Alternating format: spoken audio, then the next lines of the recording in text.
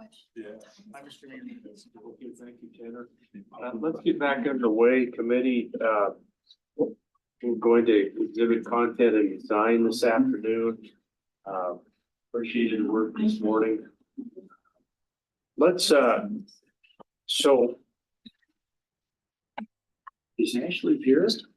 Yes, I'm here. Hello, nice to meet you. Ashley, I have not had the chance to meet you. I apologize. It's good to have you here. Thank you.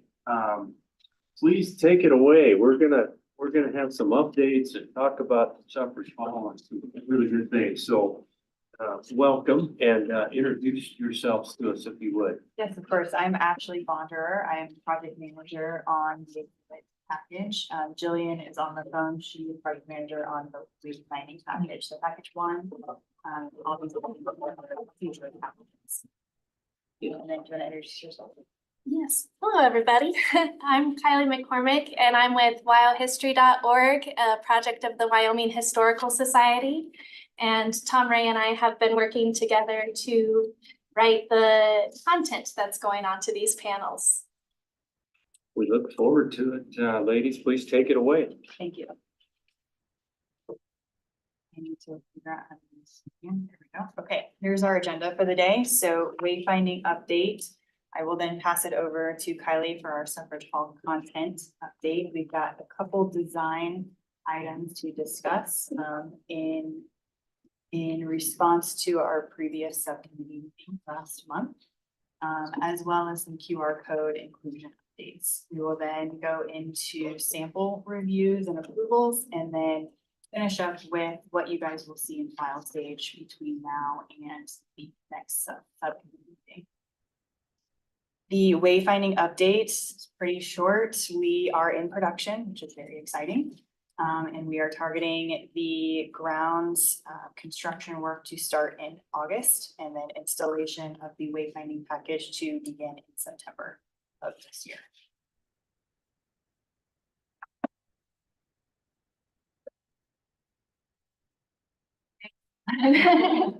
I'll hop into our suffrage content update. And I just want to thank everybody on the subcommittee and on the core team for all of your input, and that we've really taken into consideration all of the concerns that have been expressed about the suffrage content. And I think that come up with some solutions that should make everybody happy. So, This is possible. we're gonna try. We're gonna try our best. I think one of the major concerns that we've had expressed in multiple subcommittee meetings has been about those reader rails. And partially because we love the content that was on the reader rails, but we didn't love the reader rails themselves. And so I just want to give a huge thanks to Kevin and the expertise from the State Museum, that great exhibit because he was able to look at our outline and look at all of the text that we had produced. And he said, rather than taking this thematical approach, let's take a more chronological approach that works with the building. And by doing so, we were able to eliminate those reader rails. And we also— Were you happy? Yeah.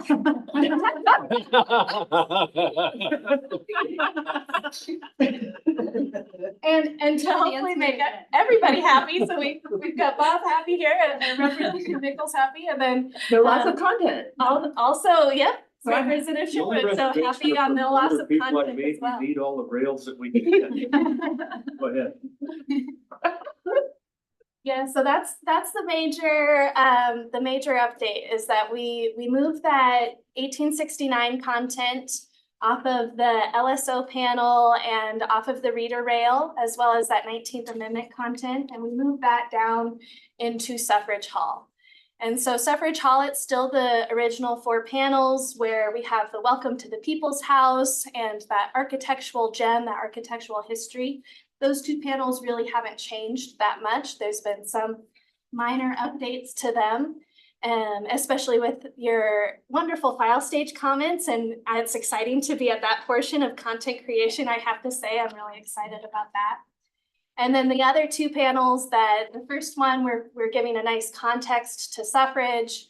And then we are also diving into that story of 1869 and the suffrage movement moving west.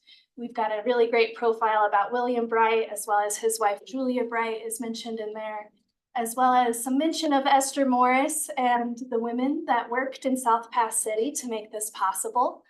And a lot of this, I will say, is also reflecting on another concern that I think was voiced about has this work really been peer reviewed? And so this is something that Tom and I worked on over this last month, where we presented this content to Mike Massey, who is a great historian. He is the former director of South Pass City. He wrote a great article about women's suffrage in South Pass City in 1990.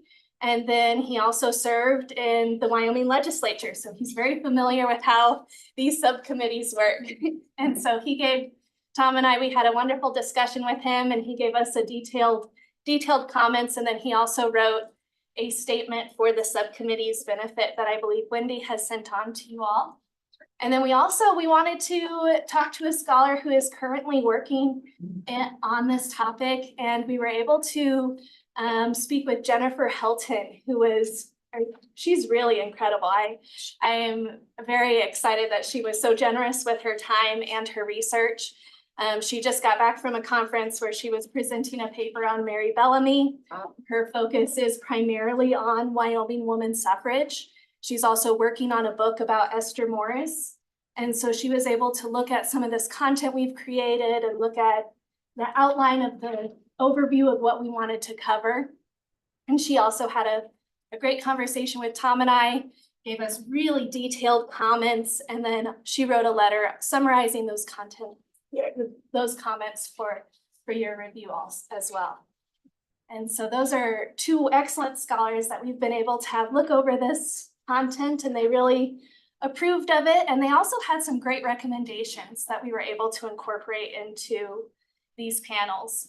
So for instance, on that suffrage movement going west, Mike Massey, he wanted to talk more, not just about Esther Morris, but about the women who were involved in all of this and the impact that women had on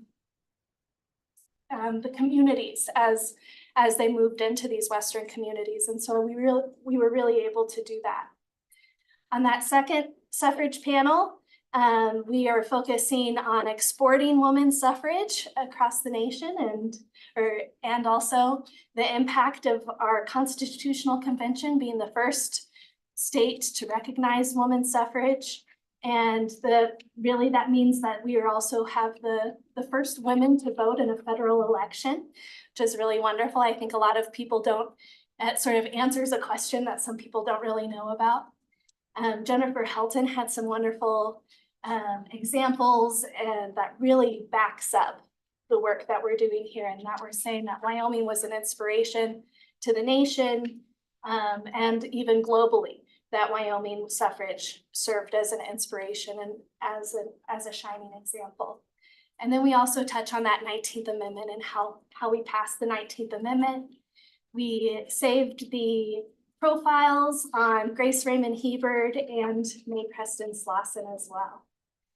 And so then what content really got moved from that suffrage hall, we're really looking at the content around the Constitutional Convention.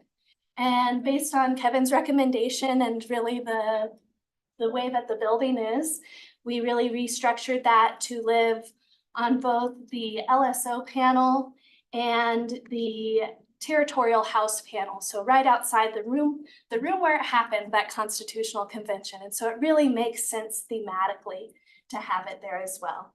And so there's where you'll find the story of Teresa Jenkins on the LSO panel and her protest on Capitol steps.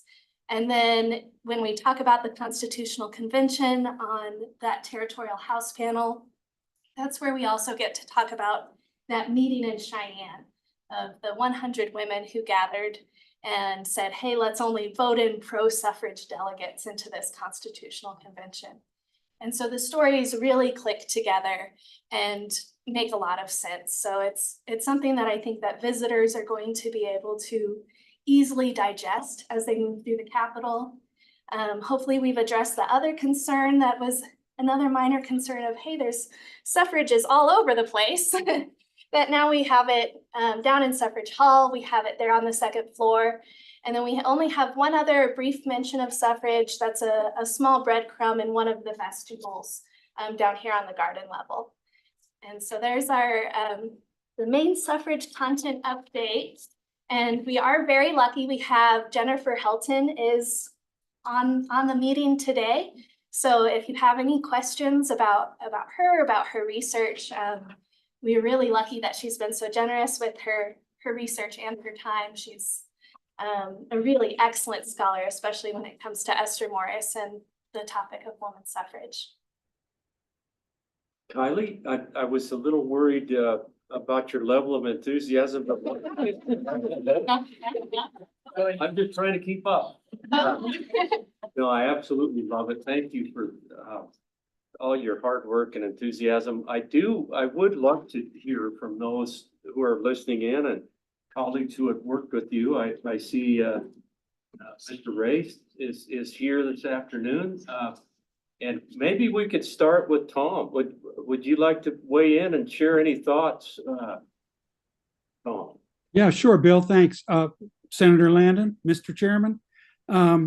It's nice to be here today, and I really this has been a real adventure for me too. Kylie's been our lead scholar on all this suffrage work. She knows it really, really well. She is a really wonderful scholar, and she spent a lot of time in the primary sources, both at State Archives and at the American Heritage Center especially, and she knows them so well, and I've learned so much from her. I do think these changes of getting rid of the reader rails and kind of realigning where this content is landing, thanks especially to Kevin from the State Museum, who kind of took us, was the first person to say, okay, we've got all this, now let's reorganize it this way. So if you come into the Capitol through the front door and you turn left and you're walking down what's now we're calling Suffrage Hall, you'll find a coherent and chronological series of information in a way that was not quite like that before. That plus the addition of the two meeting rooms, one named for Esther Morris and one for Amelia Post, and then the third little executive conference room, which has information on Nellie Ross and the fruits of women's suffrage. So right there in that small area, you get a whole lot of information that I think is attractive and easy to follow and understand. And then upstairs, as Kylie said, outside that wonderful now two-story meeting room, which to me, I don't get to Cheyenne very often, and I still think that's the coolest thing in the entire remodel is what happened to that room, and how when you walk in there, you do feel like you're walking into those such crucial moments of the past.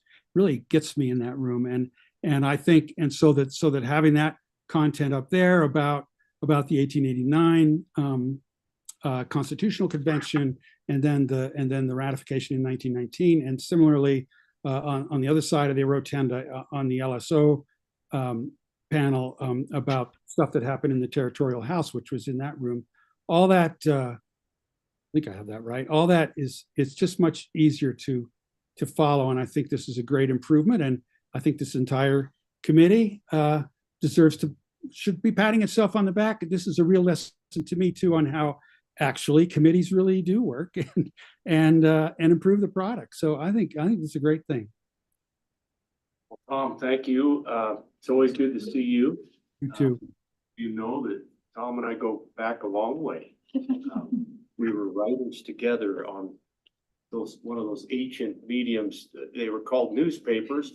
It was Wyoming's only statewide daily newspaper, and we were on that staff together. So Tom, it's always good. Appreciate you being here. Any questions of Mr. Ray this afternoon? Professor Helton, I see that you're here with us. We also have your written comments. We'd love to hear from you this afternoon. Welcome. Hi, thank you, Senator Landon and everyone. It's such an honor to be here and be able to speak with you all today about suffrage. I just want to add, in addition to kind of the written comments that you have, I just want to say that Tom and Kylie have done a terrific job of putting together, especially Kylie, of really putting together stuff that I think is in line with current scholarship. And I'm just really grateful to see this committee as the remodel of the Capitol has happened. I've not been able to get inside since it wrapped up. I haven't been able to come in.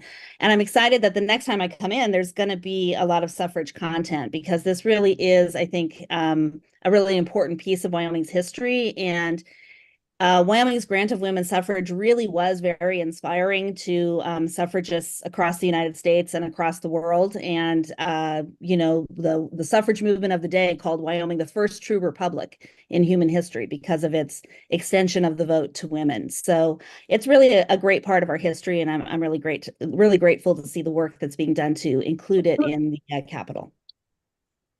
We can't wait, Professor, for you to come over and see the place also and really appreciate your input and Thank you. weighing in. Representative.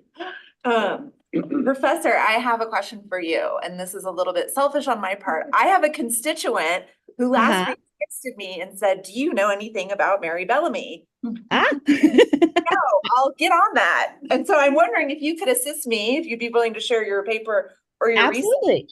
Absolutely. I'd be happy to. Yeah. I appreciate that. Yeah, no, and she was an amazing member of your body and did a lot of great work and was a tough lady in the tradition of Wyoming women, right? She got a lot of stuff through. She was the only woman in the legislature, and she was I think a model for all of us in a lot of ways. Be happy to share what I know about her. Thank you so much. Mm-hmm. Everything is coming up roses. I have to share a story. Again, some of you know that that Senator Massey and I served together in the Senate. And early on in my career, we co-sponsored a bill together.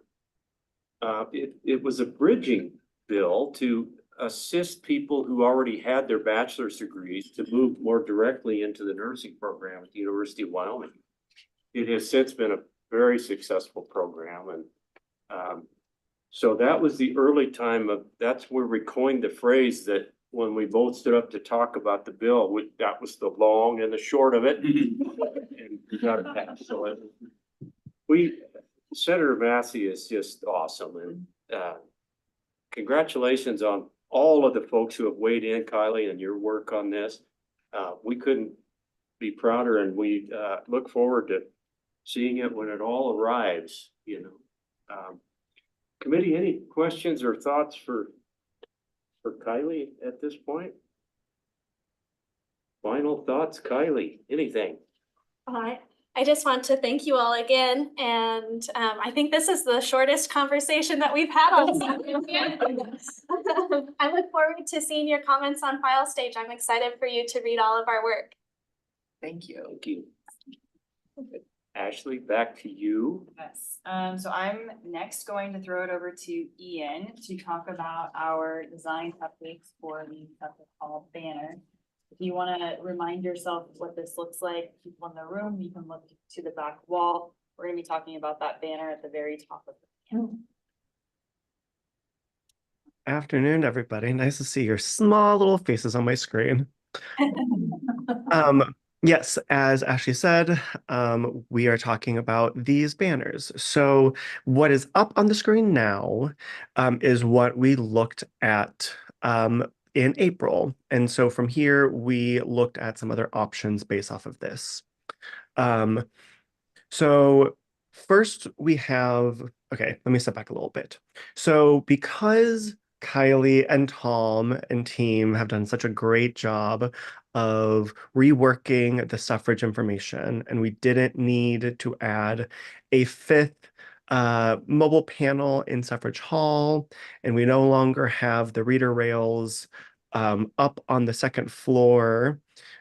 We've been able to sort of ensure that everything is in Suffrage Hall without any additions. So there's that. And then also in looking at these banners themselves, we had a discussion back in April about wanting to make these detachable. So if these panels ever moved out of Suffrage Hall, that we could remove those banners and they could live anywhere. We looked at this and we looked at some options, but the content for these panels are tied enough to their final location in the West Hallway, now known as Suffrage Hall, that if these panels move outside of Suffrage Hall, that the content would need to be reworked to have it make sense where the new location is. Because in these panels, we talk about the architecture surrounding you as you're standing there reading the panels. So we realized that in the end, we could make these detachable if we wanted, but it seemed to make the most sense that since the graphics will need to be reprinted if they move, that there wasn't really the need for these to be detachable. So from there, we looked at some options based off of the feedback that we got last time. So what we are looking for from the subcommittee today is a final decision on which emblem we want to move forward with. So we have the one on the far right from the April meeting. Options 1 and 2 were sort of looking at scaling that banner up a little bit, making the type a little larger. And then options 3 and 4 were ones that we looked at based off of feedback that we got in April. I think one request was even from Treasurer Meyer, where we were trying to find a way to integrate some little visual elements that spoke to the trompe-l'oeil throughout your building. So we have options 3 and 4 that start to lean into that. Option 4 is much more visually direct in sort of pulling visual representation. It is, in general, DI's recommendation for either options 3 or 4. We feel that those are really nice elements that speak to the trompe-l'oeil in this space, that cause a little bit more attention to itself for hierarchy purposes, but it is still simple enough and pulled back enough that it doesn't overtake the larger information anymore. I'm sorry, I wish I could zoom in. Yeah. Do you guys all have the presentation in front of you? that We can- emailed it this morning. Tanner emailed it, members of the committee, so you can zoom in on your screen. Sent about 10:20 this morning. It's Suffrage Hall. So you're thinking towards option.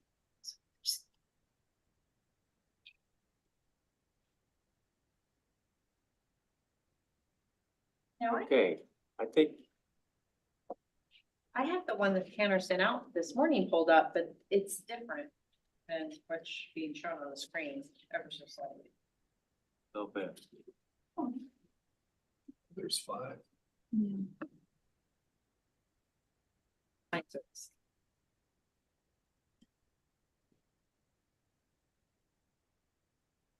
Okay, yeah, I'm to the page you're referring to, but it's a little different, I think.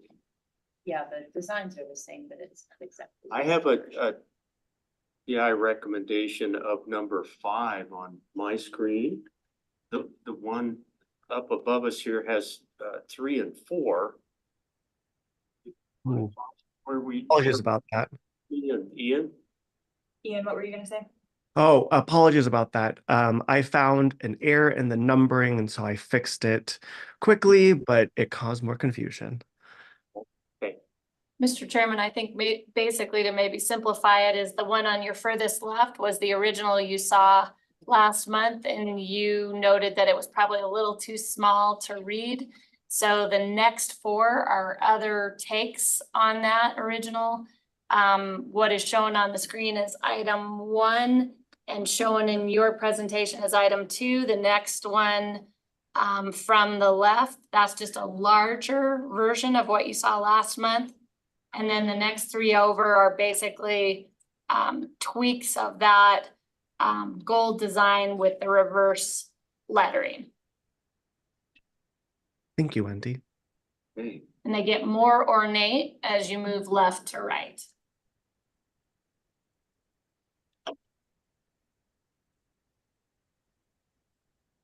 Committee, everybody follow and everybody up to speed here? And so DI is recommending 3 or 4.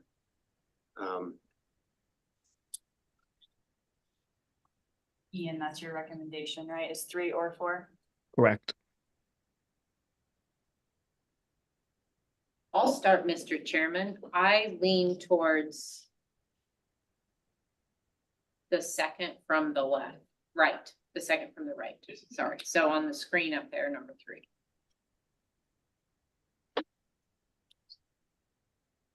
I would be very comfortable with that.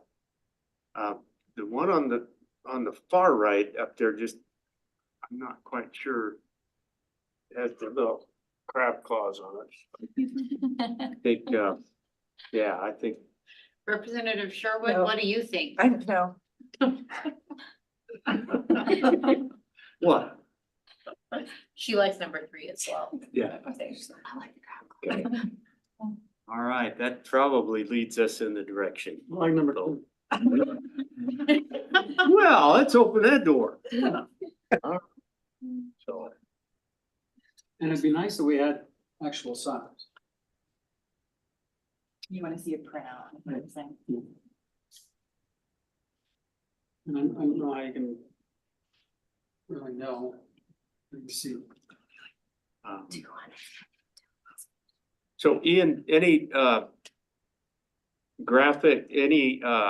creative graphic type thoughts regarding the differences between 3 and 4?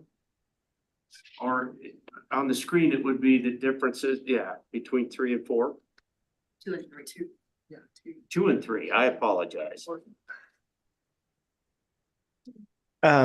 So for options 2 and 3 up on the screen now. Yes. So I mean, I think in general, option 2 makes these badges a little bit more prominent. But we didn't want it to encroach too closely on the text below, which led us to specifically here, option 3, which we were able to tuck up a little bit closer to the top. Is that what you were looking for? Yeah, thank you. Mhm. Appreciate that. So I'm gonna change, my preference is also Bob's preference, surprise, surprise. I don't dislike Just number 2 because either. it is, the readability is there and the prominence is there. And I would note, I think that DI really needs a decision on this today. Yeah. well, I have friends on one and friends on the other, and I stand with my friends. No, I'm actually good either way, committee. I'm good with 2 as well as 3. I like 2. That definitely would have been my second choice. So if that's sort of the preference, I'm very comfortable with that. Choice. I don't think any of them are bad except the far No, right one. nice work, Ian. You, as usual, you created several that we like, so, I would say. The one in the middle, One in the middle? the one in the middle. Okay, we just decided that the one in the middle we like, number 2. Anyone else want to say no to that? Okay, we made the decision. So the next Beautiful. set of EVs are in the graphic layouts that you guys will be smile page. Thank you, Ian. Great. We're moving forward number 2, or the middle one. Thank you so much. Okay, shifting over to the QR code inclusion on these panels. We have taken all of the feedback that we received last subcommittee and we think we have a really great path forward. I'll just go through these bullet points. Some feedback that we heard was the QR code needs to be updatable so that when a site source changes, that can be updated on the panel without redoing the entire panel's cost savings. And it future proofs the panels as well. This QR code can be in the same location on each panel, and it can be incorporated into the panel so that it's flush to the face. And that is really achieved with magnets. We love magnets, it's a magnetic system. It creates a tamper-proof per se, so somebody can't just come in and take that QR code out of the panel. There's a specific tool that we would provide to you guys for when that QR code does need to be changed out. That key, it's a magnetic key, would be used in that situation. It is the core team's recommended approach that this can be applied to all the interpretive elements, both indoor and outdoor, interior and exterior. And we've had success in both locations. Following the subcommittee's recommendation last month, the interpretive elements will include only one QR code per side per panel. There were several QR codes sprinkled throughout the panel on each side, and you guys really just felt like it was a lot of information that we needed one source of truth to point everybody to. For this phase, the QR codes will go to YO history, but those QR codes will eventually link to a landing page in a separate phase of this project.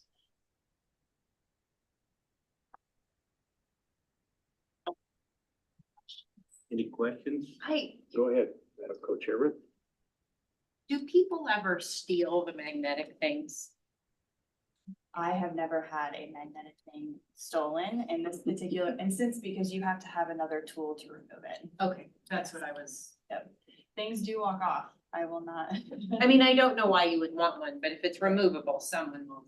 Yeah. Absolutely. So this is particular, it's inset into the face, so it's flush. So you would have to really get a key in there to dig it out. Or realistically, you don't even notice that it's not. Right, exactly. It's a very thin line around the QR code. Great.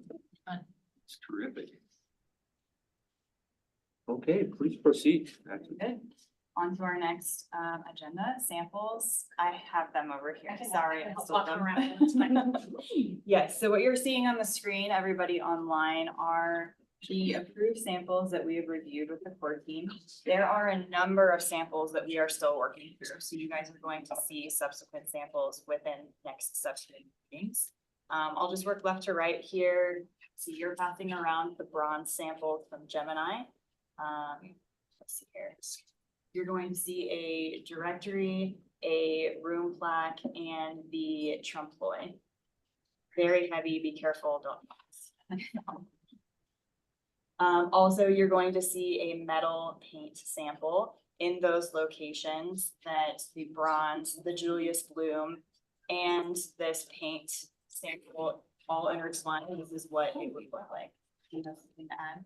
Yeah, Mr. Chairman, I just add that this is Gemini, which is the same manufacturer as all of your bronze signage in the Capitol. So in some of the walks that we did yesterday, we were confirming that it's a good match with everything existing in it. The only thing I would add is the EG09 up on the screen. We've got a little bit of line tweaking to do to make it match exactly. And then the wood sample that is passing around is a direct match to the cherry wood that is within the Capitol. That is done by Carly Wood, who has also fabricated your elements here.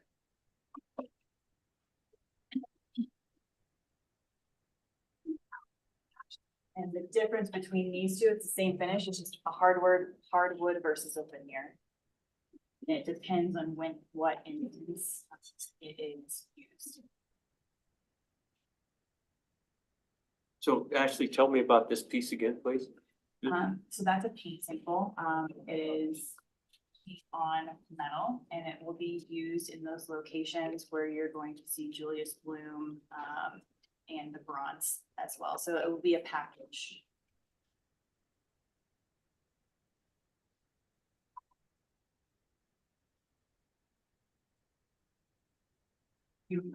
Although I did not expect the weight. They are beautiful, very heavy.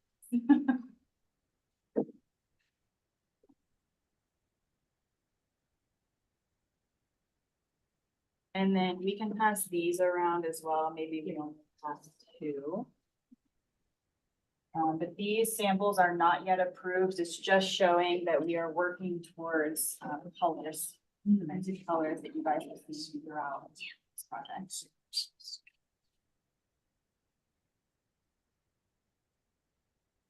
You're really seeing the legibility on the text, the monochromatic print on the side of the building. That's really, if you look back here on the drum, the mobile panel here, you can see that back. Can't see things, colors.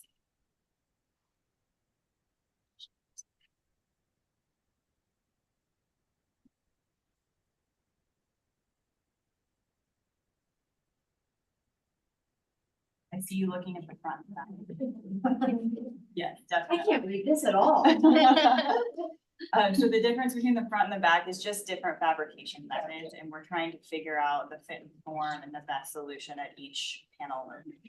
The smoother is certainly easier to sharper. Yeah.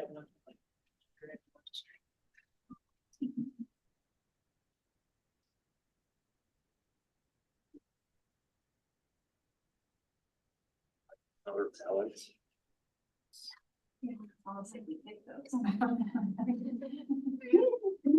And Mr. Chairman, the colors are still being tweaked with the evergreen colors in the building and location, so we'll come back to you with a new set of samples that will be the most dialed in for the colors in the building. Yes, this is just our first round, which we reviewed. We did good work. Starting to seem real. It is. And then the last sample, if you guys want to look at the back wall, sorry, everybody online, but the wall graphics in the Hirschler's buildings. That is a sample of the wall graphic that will be installed there. Again, color may be tweaked a little bit, but it shows fit and form.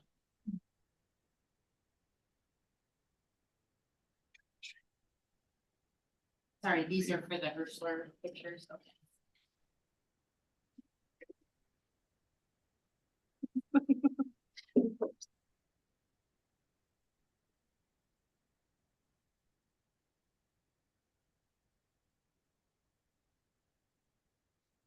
mean, the paper ones are cool, but now those seem really nice. They're We're getting more used to real. looking at these for Yeah. the last 2 years. Yeah. It's only gonna get better. So that's about, that's what the wall would look like over in the Hirschler.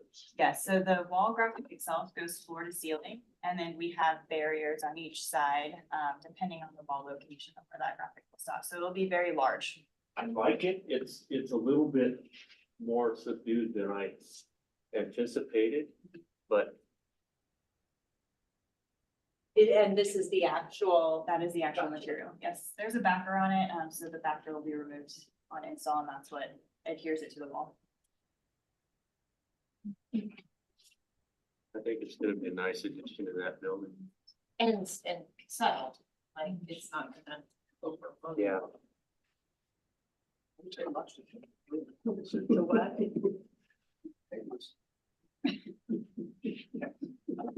Yeah, we can't go And wrong on This that. is cleanable? It Or is. like, you can wipe it down?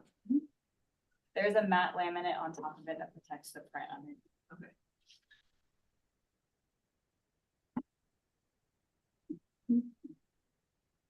Well, I'm with the co-chairman. It's nice to hang on to some. It is.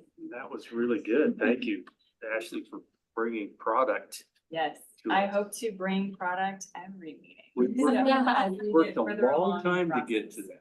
that. Very hard at work.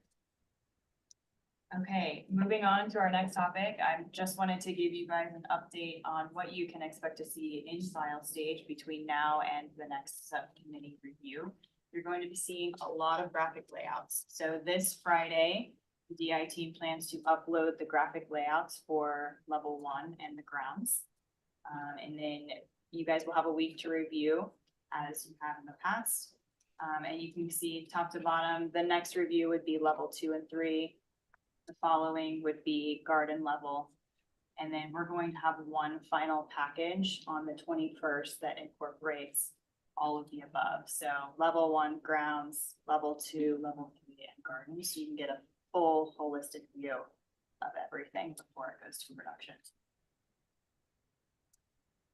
Go ahead, Wendy.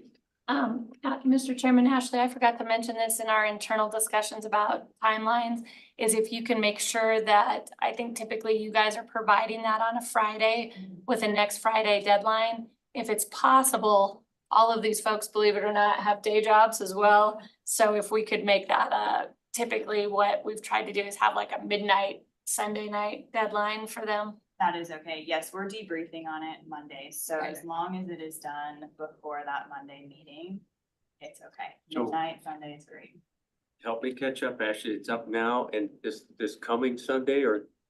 It will be uploaded this Friday Oh, okay. and then the following Sunday, so the 26th at midnight Okay. would be the feedback for level 1 and grounds graphic layouts in file stage. Wait, I'm sorry, it won't be uploaded till this Friday? Correct. And then the following Friday, sorry, I said the 26th. Okay, that's where I was like, I don't like that timeline at all. Let me get my calendar out here. Let me get my calendar. So it'll be uploaded on the 24th and then you would have until the 2nd. Yes, until the 2nd at midnight. So like 8 days or, Mhm. you know. Okay, so the dates shown in the deck are the The upload upload dates, dates. not the due dates. Correct. Great.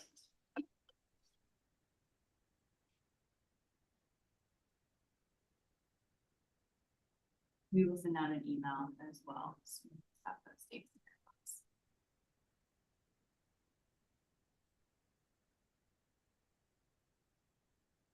Okay, That is Any- it from our. any final words of wisdom, Ashley? Thank you all. It has been a long process. Well, We are thanks getting for there. hanging with us Sure. throughout the entire day and committee, anything for either one of these helpers? Okay, thank you, Ashley. Thanks.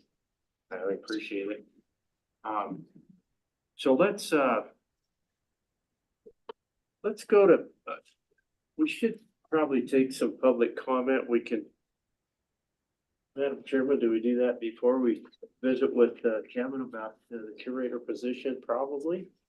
Sure. I think public comment is in order on the exhibit content and design update that we've received this afternoon. Let's start in the room. Anybody wish to provide any public comment? Please come forward. Well, thank you, Mr. Hello, Mr. Chairman, Garrett. Auditor, Richard Garrett, and I'm just always very pleased to be here, get this chance and to learn so much from all of you, and I fully endorse number 2. by the way. I can't speak for the rest of the. All right. Nice My to mother get you worked back. at that same publication that you and your friend worked at. She was librarian, so just share that Right. with you. I don't know if you remember that. So, anyway, great work. Thank you. Thank you for that Thank reminder. you. I had forgotten about that. Okay, is there anyone online, Tanner, who wishes to? Okay, anybody else in the room? Okay. We'll close public comment then and move on to Kevin. Take it away. We're anxious to hear about the status of the curator position. Thank you, Mr. Chairman. I think we can keep it fairly brief here, but I did want to just provide the update for everyone that job was posted last Friday on the State of Wyoming Jobs website. So it is open. Actually already started receiving a few applicants.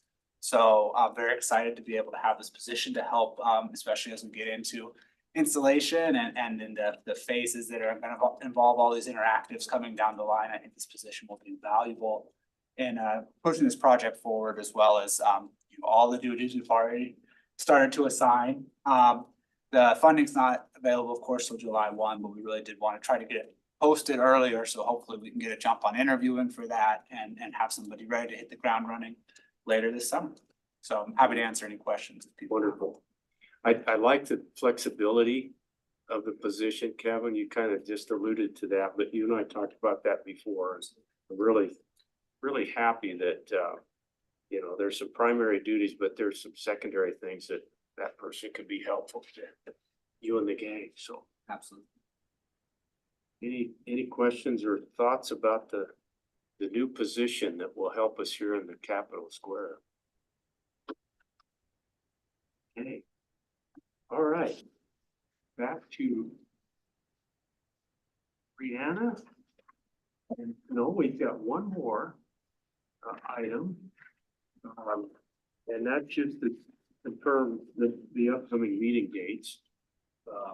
And just for those listening in, and obviously everyone here, June 26th is our next meeting. July 17th, August 19th, and September 25th. So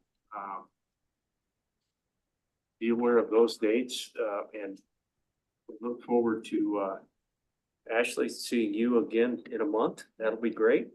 And that pretty well wraps up our agenda. So now, Brianna or Wendy or both, anything that you want to add for the day? On July 17th, there's a master planning group at 2 p.m. So hopefully we can be done by 2 p.m. I too I'm supposed to be there, so. That means that the co-chairman might be chairing that meeting that day. She'll get us out of here. Yep. Okay, well, I don't have anything, everyone. I think we can adjourn for today. Thank you very much. Thank you. Appreciate everybody. All right.